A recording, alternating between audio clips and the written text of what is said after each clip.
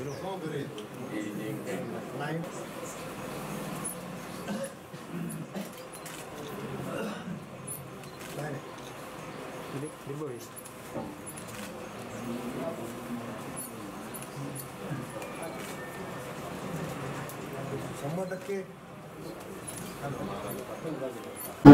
उमेदवारी जाहीर झालेली आता काय प्रतिक्रिया आहे तुमची?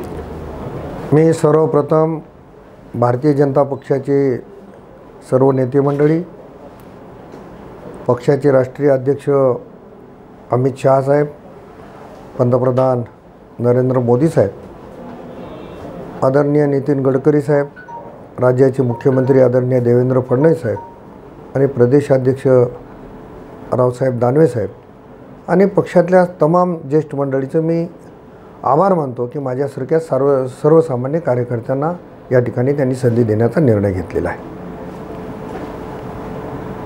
साहेब, नांदेडची लढाई ही सोपी नाही आहे. अशा परिस्थितीत तुम्हाला उमेदवारी दिलेली आहे. कितपत पक्षाने हा निर्णय घेतलेला, काय वाटते तुम्हाला?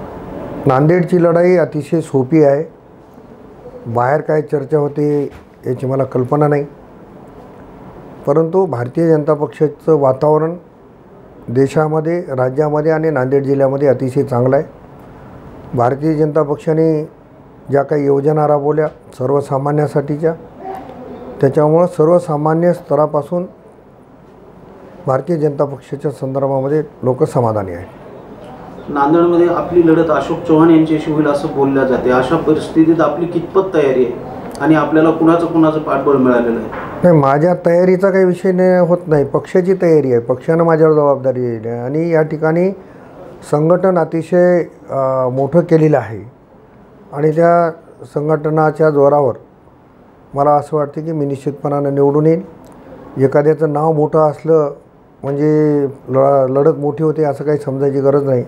आणि हा नांदेडचा इतिहास आहे की डॉक्टर व्यंकटेश काब्दे साहेबसुद्धा या ठिकाणी जिंकले होते, ही विसरायची गरज नाही. सोबत इथले शिवसैनिक आपल्यासोबत आहेत का? मनाने धनाने? मनाने धनाने सर्वच बाजूने शिवसैनिकसुद्धा माझ्यासोबत आहेत. आपल्याला आठवत असेल की 15 दिवसापूर्वी पक्षप्रमुख आदरणीय उद्धव साहेबांची मी भेट घेतली, त्यांचे आशीर्वाद घेतले आणि त्या दिवशीच मला असं वाटते की माननीय उद्धव साहेबांची आणि माननीय मुख्यमंत्री महोदयांची चर्चा झालेली असावी. त्यांच्या बोलण्याचा सूर दोघांचा एकत्रितपणे निघाला आणि त्या दोघांनी मिळून माझ्यासारख्या सामान्य कार्यकर्त्याला उमेदवारी देण्याचा निर्णय घेतला असं माझं मत आहे. कुठल्या प्रमुख मुद्द्यावर आपण ही निवडणूक लढवत आहात?